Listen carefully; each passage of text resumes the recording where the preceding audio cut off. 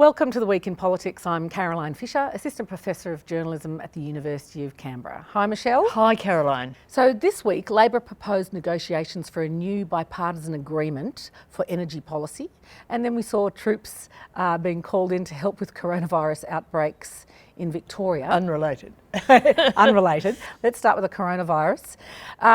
Do you think we're seeing the beginning of a second wave of infections? I think it's impossible to tell at this stage, but clearly what's happening in Victoria is worrying.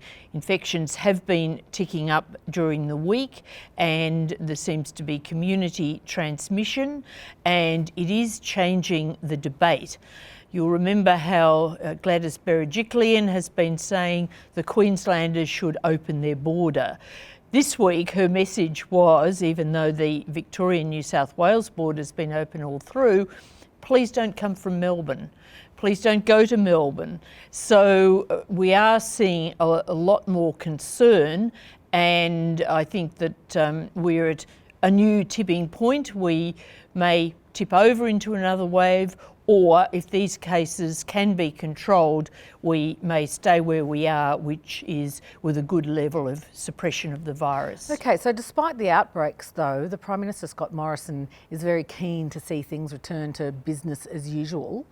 Would you expect him to be more cautious given the circumstances? All through, he has tended to put a lot of weight on trying to keep the economy going as much as possible, even when it was in so-called hibernation. Now he's concerned particularly to get things moving again. Now, that's not to downplay the fact that he has taken the health advice and he accepted measures that in the beginning he thought really were too harsh. But he did embrace those measures, and of course the virus was got under control. But he's always made the point that we're about suppression of the virus, not trying to eliminate it.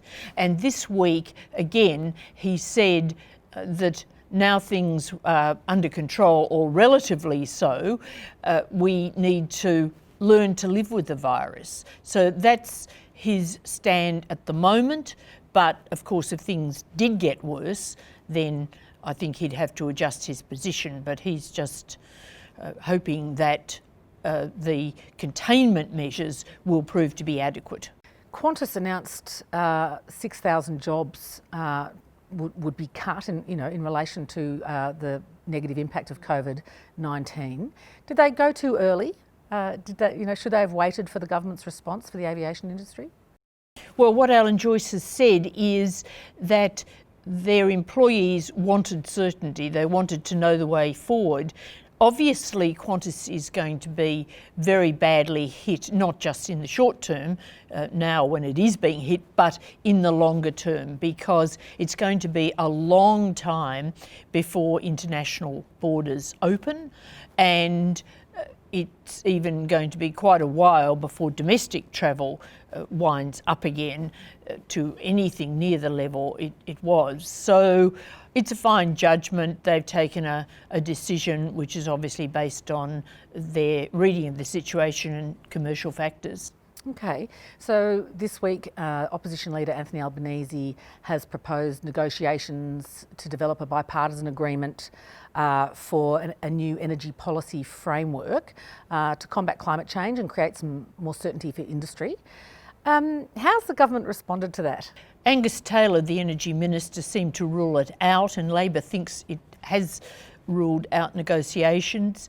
The Prime Minister's office says that no response has yet been given. So there are mixed messages from the government, but I think there is no chance of the government taking up this offer, and I think that the offer is substantially about sending out a political vibe, especially ahead of the Eden-Monaro by-election, where climate change is quite an issue. you used the word framework. That's what Anthony Albanese was proposing. He wasn't saying let's have a bipartisan energy policy, because obviously there's a big difference between the opposition and the government, even though the opposition's policy, I might say, is somewhat in flux and won't be the same as before the last election. But this was perhaps partly driven by Albanese's internal imperatives within the Labor Party. There are differences. He wanted to get on the front foot, be talking about something that all of the Labor Party could agree with, but basically it was about that political message.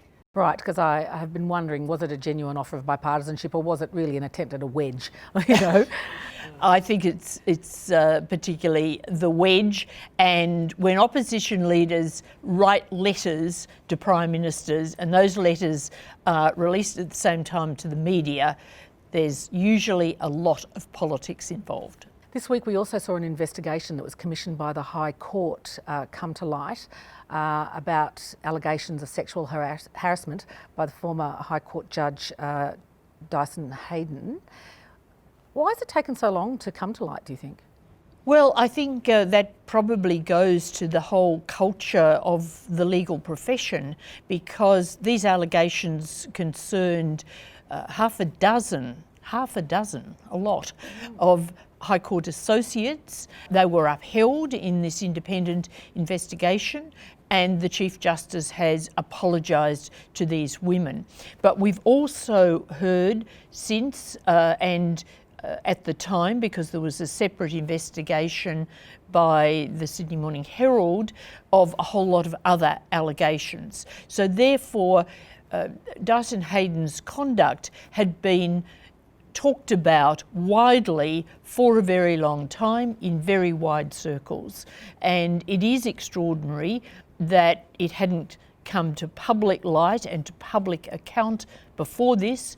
And what we're hearing now is that the culture in the legal profession is very bad for women, that there's a lot of bad behaviour, even when it's not sexual harassment, a culture that makes it difficult for women to operate in a normally professional way and an atmosphere.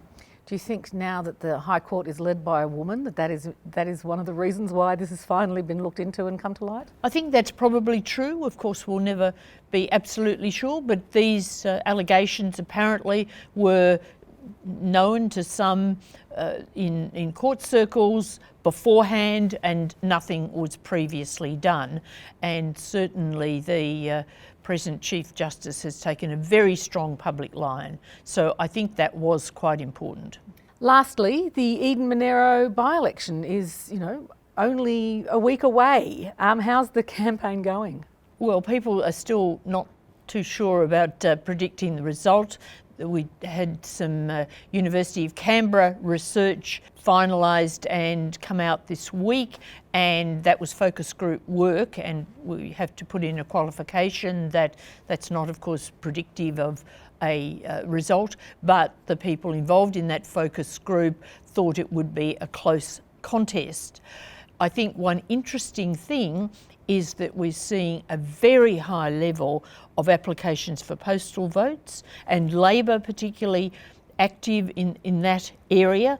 Often Labor thinks that postal vote people are conservative voters, so they don't put in a lot of effort, but this time they recognise that with the virus, many people will want postal votes, and they're more likely to be representative of voters across the board. So they've worked very hard on the postal votes. We're also seeing a very high rate of pre-polling, and I think that is a trend that's been happening in elections for a while, but this time one of the factors is that people won't want to be rubbing shoulders with others in queues on polling day.